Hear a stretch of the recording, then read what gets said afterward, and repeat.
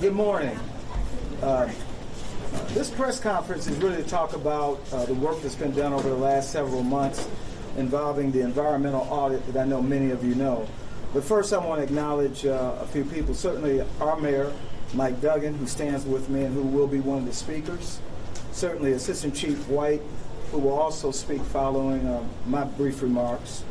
I want to also acknowledge the command staff here at the 6th Precinct, Commander Williams and Captain Potts, who are standing, and certainly the Deputy Chief that covers this side of the city, the west side, Deputy Chief Fitzgerald, First Assistant Chief Stair, who stands, and certainly Deputy Chief Todd Bettison and Deputy Chief Barron. I want to also acknowledge who's attending this briefing today is Corps Chair Lieutenant Stanley and 5 of your members that are here represented. And lastly but not least, certainly the Police Commission, who's represented here today. And so I'm going to start with some remarks, my impressions, what we've learned.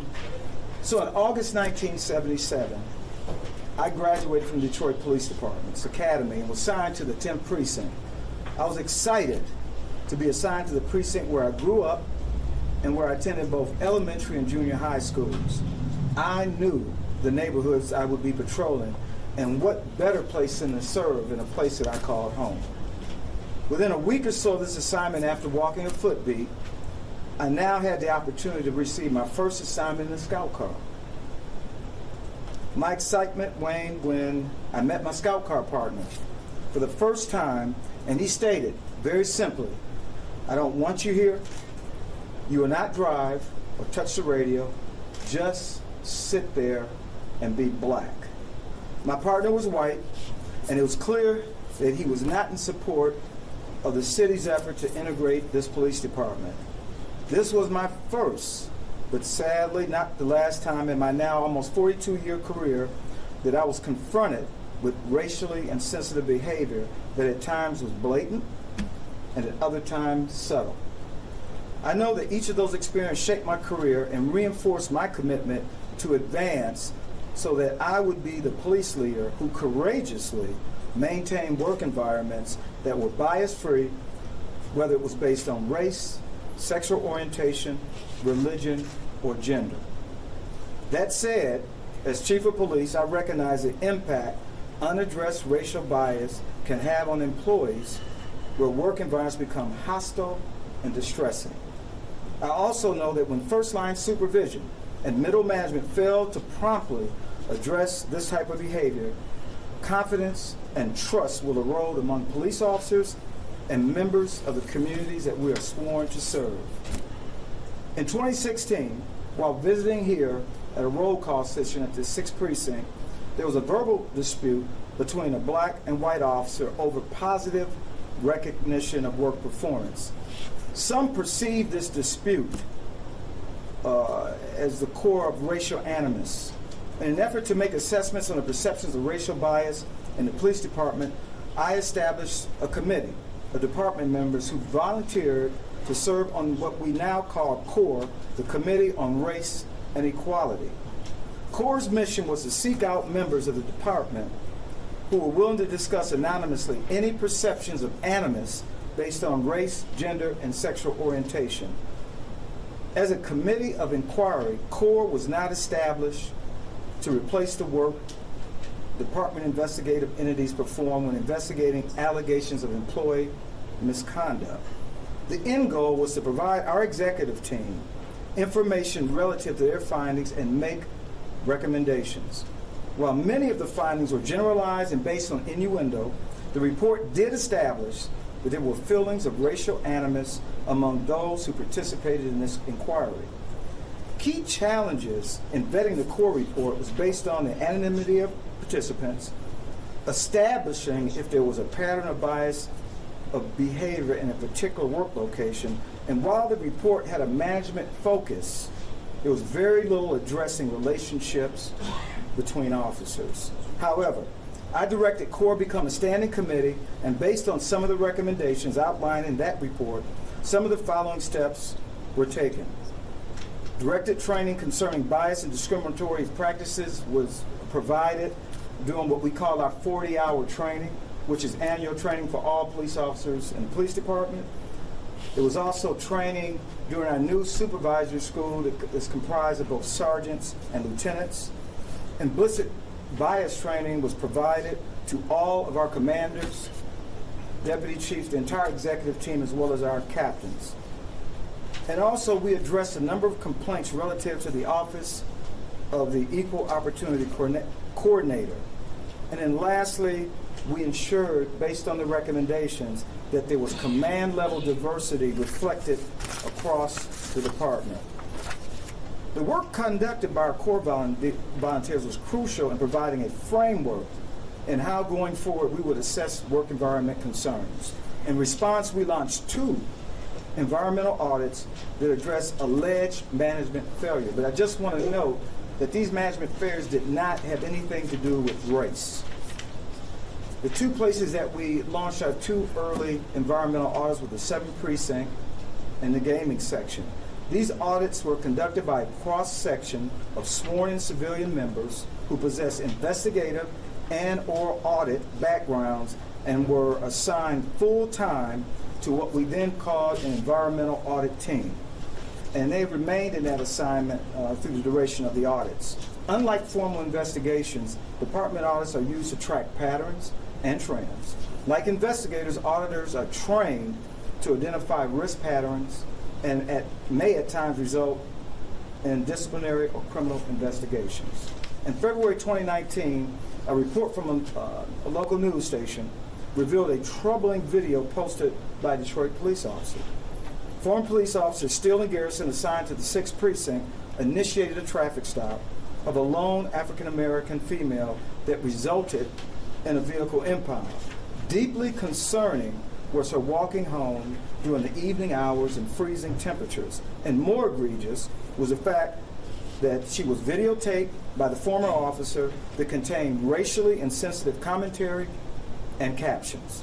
We immediately launched an internal affairs investigation that was professionally conducted with a timely resolution with a goal of uncovering the truth while ensuring both officers were afforded due process as outlined in their collective bargaining agreement.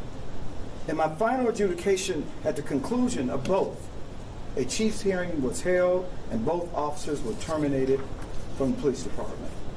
Given the serious nature surrounding the former officer's conduct, early on in the internal affairs investigation, it was determined that an environmental audit team needed to be assembled to address the patterns and trends within the environment of the 6th Precinct that were contributing factors that led up to the February incident.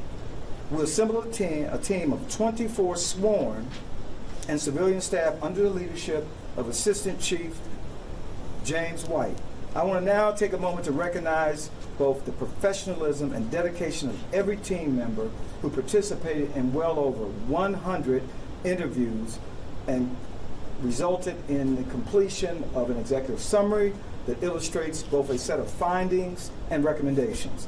It should also be noted that one of the key findings revealed 3 of the 4 commanding officers may have contributed to the racial undertones here at the 6th Precinct. In some instances, it was clear that the lack of management awareness and action fueled some of the perceptions that allowed the inappropriate racial undertones to exist. Further, that all 3 were not viewed as leaders. And with one of the command officers, he showed bias when confronted with a racially insensitive statement that he should have immediately addressed. This is a police department that continues to strive to excellence, and management level inaction in addressing critical workplace issues will not be tolerated. One command officer has been demoted. Another opted to retire prior to the conclusion of this audit. I have directed the remaining commanding officer to receive monitoring through a professional development work plan that includes, but not limited to, cultural diversity training, additional implicit bias training, and leadership communication. Lastly, it was an additional command officer identified as part of this audit. That command officer did take some initiative to discuss some of the racial concerns that she became aware of during a roll call session, but that's where it ended. Some of those interviewed opined that more should have been done, and a few also questioned her leadership. While this lack of response did not mirror the inaction associated with the other command officers, I have directed counseling and additional training to be provided to this command officer on the appropriate response in handling workplace concerns. We will continue to hold all members of this police department accountable for unprofessional and insensitive conduct. However, it should be noted the majority of the staff currently and formerly assigned to the 6th Precinct were and are committed to excellence, while at the same time serving our city with both distinction and honor. Again, Assistant Chief White, I want to thank you for a professional job, and I now would like to turn it over to you to discuss details of your work. Thank you, sir.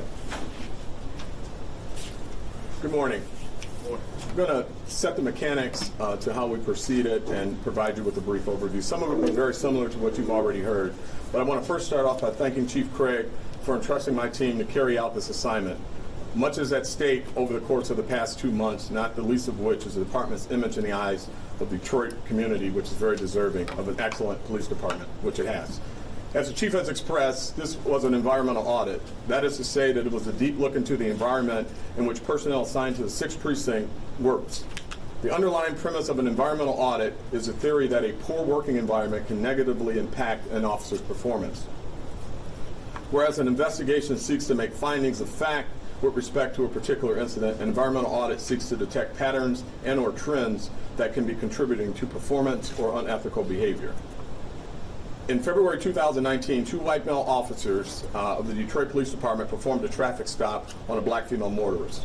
During the course of this stop, the young lady's vehicle was impounded as a result of the stop. She was advised to walk home in freezing temperatures and through an area of the city that was under special attention due to a number of incidents that had occurred. The officer later posted her walking home on the video of her walking home on Snapchat, which included a racially inflammatory comment. The video soon went viral and casted the department in a very negative light. The department acted swiftly in launching an internal affairs investigation and later commenced disciplinary proceedings. As you all are aware, both officers have since been fired. While employee discipline is generally sufficient to resolve a matter such as this incident was particularly concerning. This incident, unlike other incidents that have taken place in the department, evidenced a degree of callousness of the human condition that was so opposed to the principles of the Detroit Police Department that it warranted a deeper inquiry. That being the case, Chief Craig ordered that the 6th Precinct undergo an environmental audit. The expectation of this audit was that it would be performed both comprehensively and it would be a transparent audit. The audit team consisted of 24 people with competencies in areas ranging from audits and inspections to human resources, and the audit itself spanned a number of weeks. Personnel assigned to the audit devoted many hours of time in addition to their regular duties. I want to take a moment to acknowledge just a couple of people that are here. Commander Bliss from Support Operations, Lieutenant Brandon Lewis from Support Operations, Lieutenant Lonnie Laurie Roth from Risk Management, and Lieutenant Joe Peck from Fleet. The scope of the audit included the following: a review of audio and video footage, an HR assessment, a facilities assessment. And one of the reasons that we wanted to look at the facilities is we were looking for any type of graffiti or any type of intentional damage to the facility and just the overall work condition. A review of training requests that have been submitted, an examination of the 6th Precinct's fleet, and interviews with individual members of the 6th Precinct. Ultimately, the audit has yielded approximately 80 pages of text that were based off of more than 100 interviews, dozens of hours of video reviews, and other records. The audit also revealed a number of things. Of particular concern was the fact that several command officers either were aware or at least should have known and been aware of the feelings of racial animus and other precipitous conditions within the 6th Precinct environment. The department conducted a review of the command staff and their performance. As a result of these audit findings, the department has began instituting a variety of corrective measures. The assignment of a more diverse group of supervisors to the 6th Precinct, as well as diversity on the platoon itself, Platoon 3, the removal of a trailer that we had here that was here temporarily assigned when 6 and 8 were merged. We found that it was necessary to move that to bring those officers back into the precinct to further bolster that feeling of inclusiveness. Also, we're going to be engaging in meetings and debriefings throughout the community. We've already begun those meetings with the individuals at the precinct. We've also debriefed the command staff. Improvements to the physical condition of the 6th precinct. One of the audit findings was that the conditions of the precinct needed a number of repairs. Very little infrastructure investment over the past 10, 15 years. As you can see, we've already started that process in the room that you're in right now. This is a detective bureau once it's completed. And of course, ongoing dialogue with the command staff. We have been in constant contact with the command staff. The chief, as well as myself, debriefed the afternoon shift. I personally met, as with the chief, the members of the command staff as recent as yesterday and as well as today. Additional improvements include department-wide mandatory training, including lessons learned from this audit. We're going to infuse a lot of the information that we got from the audit findings into our mandatory annual training for all officers in the department. Additional training for supervisors and senior management members relative to inclusiveness, diversity, and cultural competency. One of the reoccurring themes that presented itself during this audit was this notion of shop talk, where you can engage in certain commentary that would not necessarily be viewed as inflammatory under this guise of shop talk. That's something that's going to be eliminated immediately. Any conversation like that would be viewed as negative and inappropriate against department policy. That's going to be immediately added to our training directive and curriculum. And this reaffirmation of the department's principles as it relates to the ethical treatment of all people, regardless of race, gender, sexual orientation. This reaffirmation of that. And that concludes my commentary. Mr. Mayor. Thank you. Well, good morning. I want to thank Chief Craig, Assistant Chief White, and all 24 members of the investigative team who conducted the environmental audit of this precinct and produced the report being released today. This intense investigative process will now become standard practice when these types of allegations arise in the Detroit Police Department. We've learned a lot from this process. The treatment of 23-year-old Ariel Moore in late January of this year was something deeply disturbing to everyone in this community. Detroit police officers are sworn to protect our citizens, and it was sickening to watch the way Ms. Moore walked home in the cold while being mocked with racial comments. It's just not acceptable. We know these two former officers do not in any way reflect the great majority of the 2,500 sworn officers of the Detroit Police Department. The great majority of our officers have chosen this career out of a sincere desire to serve, and they conduct themselves in a professional and respectful manner every day. As he has in every other case, Chief Craig acted strongly and decisively. Gary Steele was terminated in February, and his partner, Michael Garrison, was terminated shortly thereafter. And because of the chief's professionalism in the handling of this matter, I'm confident that ex-officers Steele and Garrison are very unlikely ever to be reinstated to this department, either through arbitration or litigation. We're not going to have what we've seen in the past, where somebody acts quickly out of pressure and leaves themselves vulnerable to an appeal. I think this was extremely professionally handled by the chief, because we need to make certain that individuals with these racial attitudes never return to the Detroit Police Department. But just as disturbing as the actions we all saw in the video were reports that the environment within the 6th Precinct may have contributed to the actions of Steele and Garrison. And the 24-member, 2-month investigation found very specific and credible evidence of racially insensitive behavior being tolerated right here at this precinct.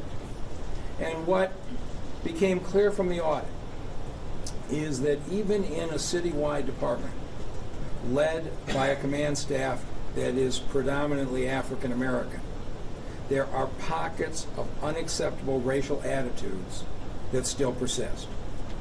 And when those attitudes are held by individuals who wear a badge and carry a gun, the consequences are dangerous and can even be deadly. I fully support the actions Chief Craig is taking in response to this audit. And I hope the message coming out of this to other officers is, when you see this type of behavior, speak up. The city will take action to root these attitudes out of the Detroit Police Department, because the people of the city of Detroit deserve no less. And with that, we'll take any questions. I assume you have summary of the action steps. Are we releasing a copy of the report? Not at this date. When are we doing that? We got a request from two FOIAs that we are responding to, and we'll release a report. And thank you, Mr. Mayor, before we get started. Yes. Sorry, originally you had said the problems were mostly confined to the afternoon shift. Has that changed at all, or is it still the case? You know, in my judgment, it appeared that that was the core place of the behavior. There was a certain culture allowed to fester on that afternoon shift. Some of it did spread out to other shifts, but not to the degree that it was on the afternoon shift. Chief, what is the message that this sends to young recruits or young cadets or people that want to join this department today, be a part of DPD? This is not how we treat each other. This is not how we treat our community. And if you decide to go down that path, as the mayor already indicated, zero tolerance. It will not be tolerated. And action will be swift, it will be fair, but action will be taken. Chief, some of the commanders were implicated in sort of perpetrating this this culture of racial insensitivity. Is there going to be any official reprimand amongst the staff? As I indicated in my remarks, one command officer was demoted. Another command officer opted to retire before our investigation was complete. A third, while there were levels of inaction, if you will, we believe based on that command officer's inaction that he'll receive additional training and a structured professional work plan. And in that, when we structure a work plan, you have a prescribed amount of time in order to meet the commitments of that plan. And then lastly, the other command officer, while did make an effort to address it, many just felt that it just stopped there during the roll call session. You have to have follow-up. And so in that sense, we're going to just provide some additional training and counseling. Chief, why do you think no one ever came forward with the climate that existed here? And had there been any other complaints against any of the other officers or command staff about their behavior or racially insensitive remarks that were made to members of the public? I can tell you that, and I'm going to use a phrase that Chief White has oftentimes said, many in the precinct became racially tone deaf. It became ingrained in the culture, and some did not see it as being wrong. But I talked about a situation involving a new officer who was assigned with Officer Garrison. It was another cold night, and supervision had directed that if you see a citizen walking, assist that citizen. Well, early in the shift, they saw a male white walking, and his response to the new officer, who was African-American female, was that, let's go assist this tax-paying citizen. Later on, during the same shift, there was an African-American male walking with what appeared to be bags of grocery. And the new officer said, are we going to stop and assist that citizen? And he said, no, we're not. And so she was troubled. Keep in mind, she had 3 months out of the academy. She was deeply troubled. She told her mom and no one else. She had no confidence if she brought it out that it was going to be handled. And she certainly was concerned about retaliation. Chief, Garrison and Steele were involved in some training of other officers. Can you talk about the steps you're taking to retrain or do additional training for those who were trained by these two? Well, what we're going to do is engage in very intensive, what we call peer review, one-on-one trainings. They're going to have the additional trainings that we're going to give the rest of the department. But this is going to be a little more intensive. What we found is it seemed as if those officers that they trained garner more citizen complaints, particularly around the area of demeanor. And so we're going to give some very intense training to those officers. Chief, would you be introducing the new captain who's on here? I certainly will. I thought I introduced her at first, but Captain LaShawna Potts. Hi. Many of you may know her. Her background worked very closely with Deputy Chief Bettison in our neighborhood policing. She was very instrumental in a lot of the work, the starting of Sisterhood, working closely with CORE. She's also was on the ground working very hard and really bolstering our peer support effort throughout the department.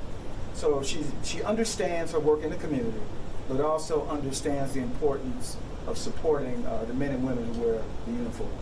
Chief, we should acknowledge Commander Williams and the job that he has Yes, done. and thank you for that, Mr. Mayor.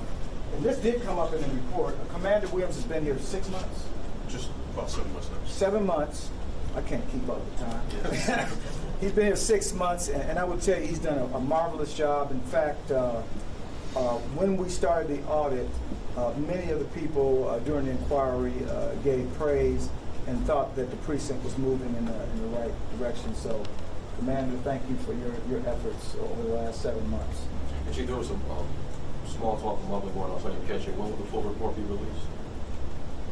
There's a FOIA request, so we're going to start releasing The executive summit, the executive what's summary. the timing on that?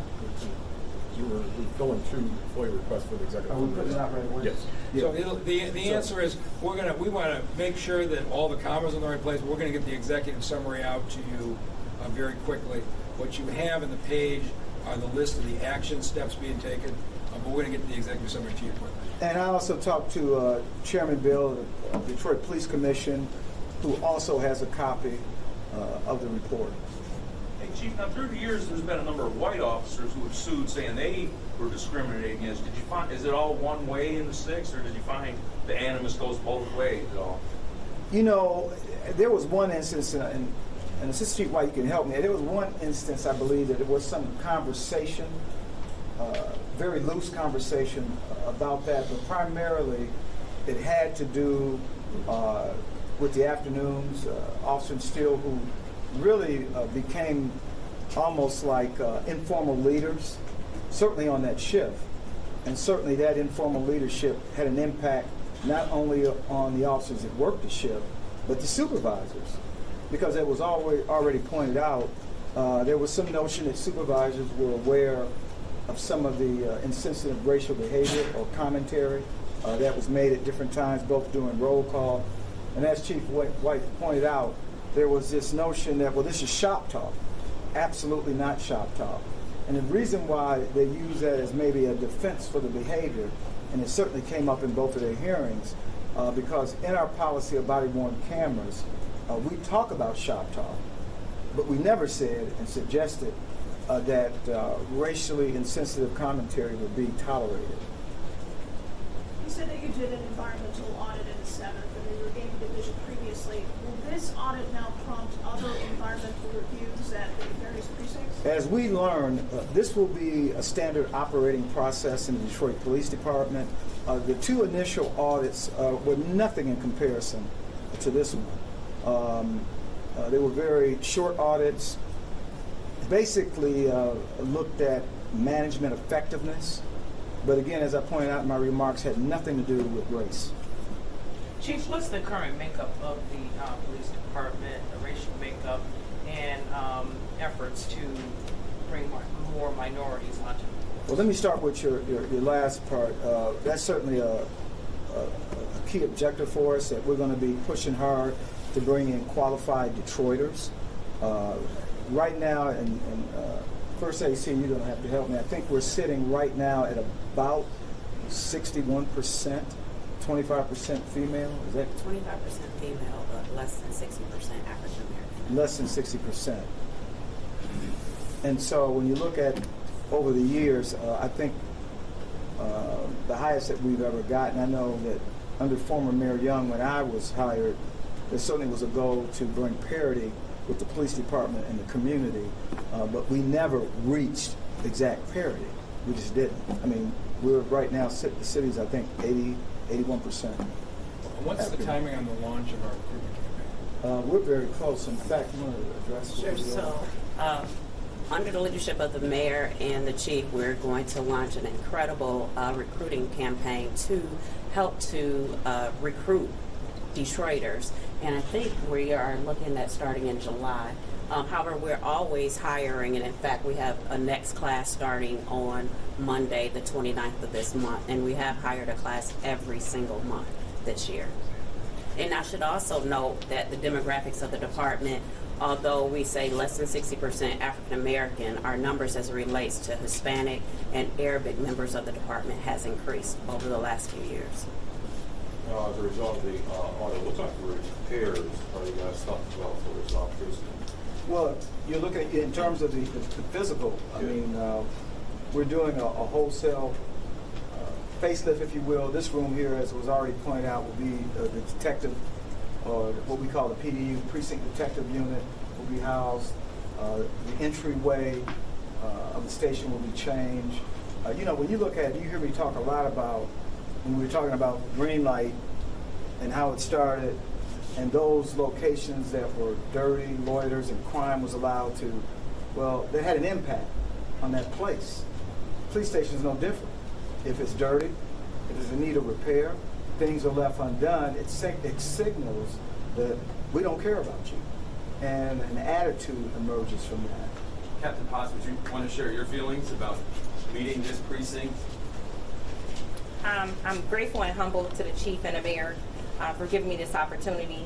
It's been exciting since joining. As the chief said, I do have a community background, and I'm bringing those resources to this community. Commander Williams has already established the open door policy, which I follow and encourage, and we've just seen in the short 4 weeks that I've been here that officers are coming more outward, talking to us. We make sure that every morning we make our rounds to each one of the units so that they feel a part of the family. It is my hope that in the next year or so that this will be the premier police department and the premier precinct that everyone can follow. Commander Williams, you have anything you want to add to that? Just that through this entire process, the chief, the mayor, the executive staff have been great. It's not been an easy process, but it's something that had to happen. We owe the citizens of this city and the citizens of this community the best police service they can possibly have, without bias, and just being treated fair being treated as human beings. So this showed that we had some issues. From the audit, we learned what those issues were. The good thing about the audit, it was all us. Everybody in this building, the officers, the civilians, they were talked to. Those answers, those issues, they came out during that audit from us.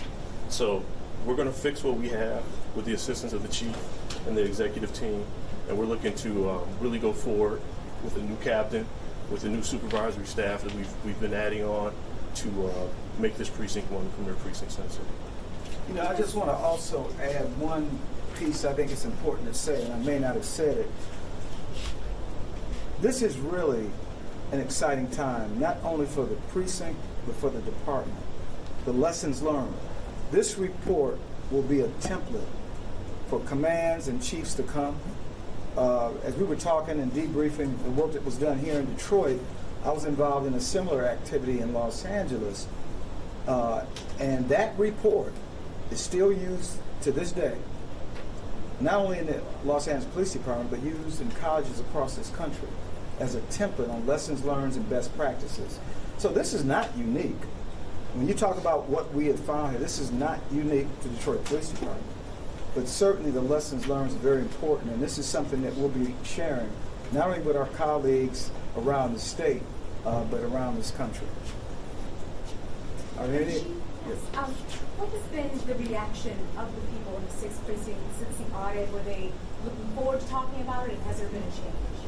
You know, and that's a great question. I tell you, as it was pointed out, following the announcement of Still and Garrison termination, and then the subsequent environmental audit, I had a chance to meet with a diverse group of officers assigned here from different shifts.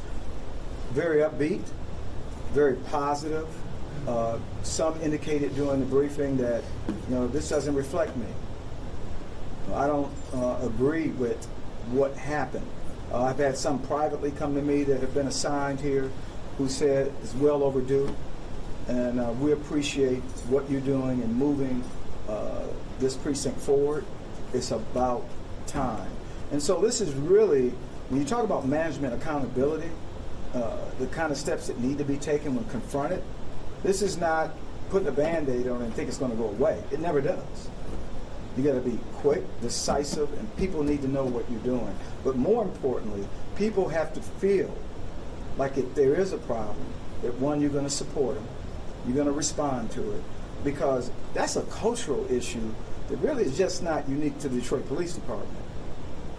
I've seen it everywhere I've worked, unfortunately. But changing the culture is important, and we're doing that. Chief, when you spoke with us last month, you mentioned a ticketed towing practice that seemed to be targeting African Americans in this precinct. Was there any more evidence of that during the completion of the audit? Well, in this instance, there was certainly, it appeared to be a clear pattern by these two officers. I mean, their towing and ticketing was legal.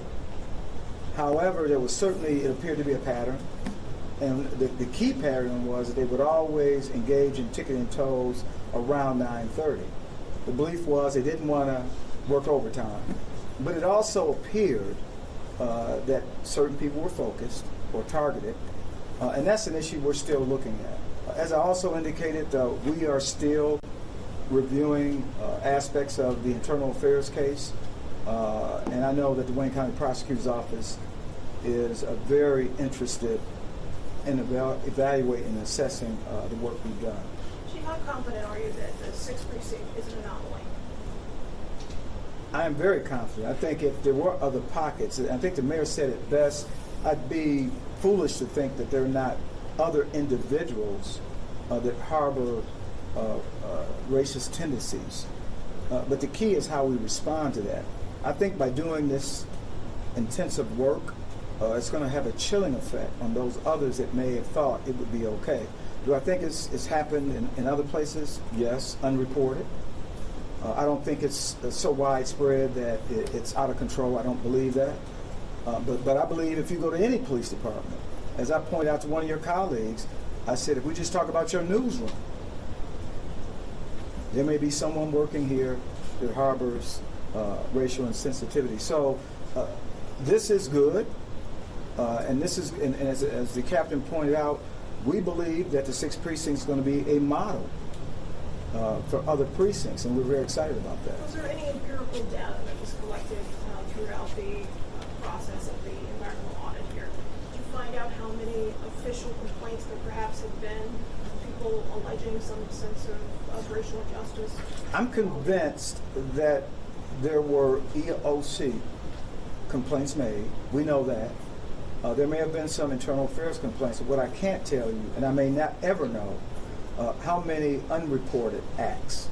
As I indicated in my remarks, there were some that were tolerant of the behavior because they didn't have confidence that the right thing was going to be done. And so if police officers lose confidence, they're not going to report it. It's not unusual for me to receive Facebook messages on issues that need to be addressed. And the first question I have is, did we talk to your command officer about it? And sometimes they say, well, I don't have any confidence. And so many times we launch an investigation. And so one of the going forward, if you will, for the command and executive team is you've got to create an environment where people feel comfortable to report issues. That's the bottom line. And when they stop talking to you, you have a problem and your leadership is questioned. Were there complaints by citizens too? Well, there have been, like in every precinct, there are complaints. I can't tell you specifically how many were race-based,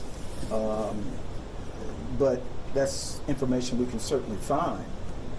I am certain. I mean, we get demeanor complaints all the time. Did you find that there was a higher preponderance of those kind of complaints from the citizens and employees? You know, I got to tell you, I hear somebody whispering around here, but I can tell you, and I'm going to let you come up, but my sense is that It was not. In fact, the 6th Precinct has above average relationship with the community, I've been told. Also, it should be noted that as the audit team did their work, the day shift here, they consider themselves a family.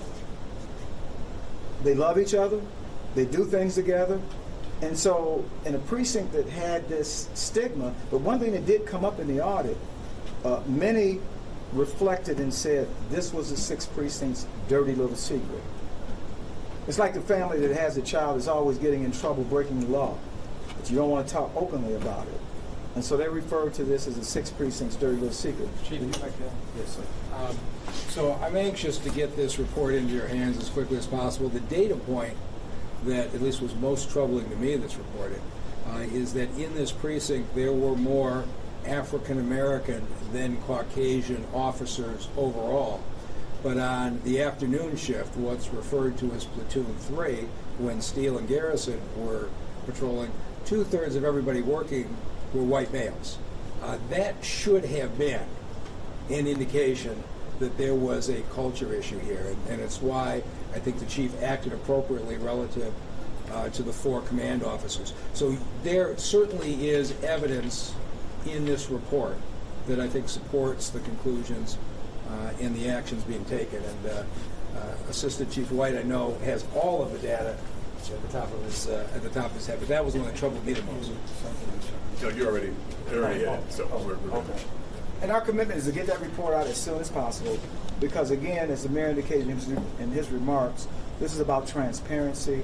We want the community to know, and I think it's also important to note, many times police departments are criticized for not reporting on things they find about themselves. That's not the case here in the Detroit Police Department. We found something, we acted on it, and we talked about it.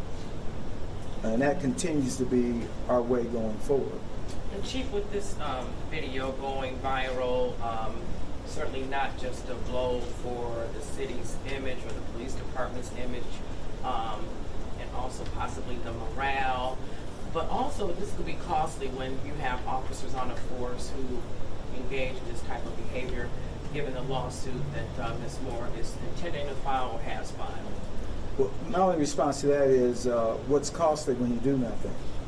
As it's been stated over and over, when you talk about morale erodes when management level personnel do nothing. People lose confidence. And I think the image, when I had the hearing with Garrison, as part of the hearing, I directed the officer to provide testimony, the same officer who was working with Garrison on that night when it was very cold. She had 3 months out of the academy. She was very credible. She was troubled by what happened. And again, she only told her mom. And so while the union tried to challenge that, why she didn't bring that information forward, factually, new officers coming out of the academy sometimes are fearful of losing their jobs, fearful of being retaliated. So one of the things we insist on is that, you know, you're accountable, you're responsible, we want you to say something. And in fact, I talked to a young man who was here at 6, who really, I can refer to him as a whistleblower. He was very candid. And this was an officer who was not African American.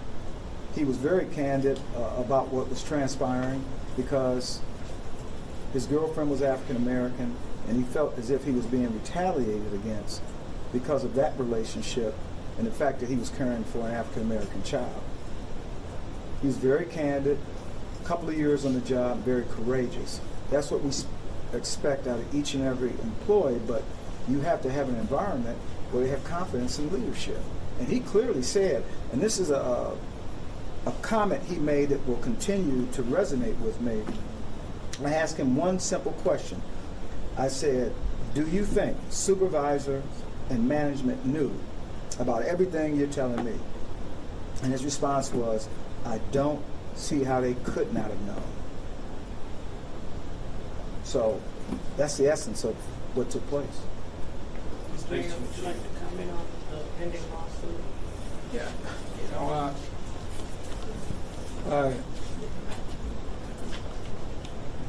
there is no excuse for the way Ms. Moore was treated. What you have different in this police chief in this department is they stand up and say the department was wrong, the behavior was unacceptable, we're removing the officers, and we're changing the culture. And with the team that you have now here in leadership, with the investment that you see, and just so many things happen. You see, we built a beautiful new 8th precinct and moved those folks out and left the folks here in an environment that was farther down on the renovation list. There's a whole range of things that that we're doing, but the litigation, obviously, I'm not going to comment on, but we're not going to let this happen again. All right, thank you all very much. Thank you very much. Thank you.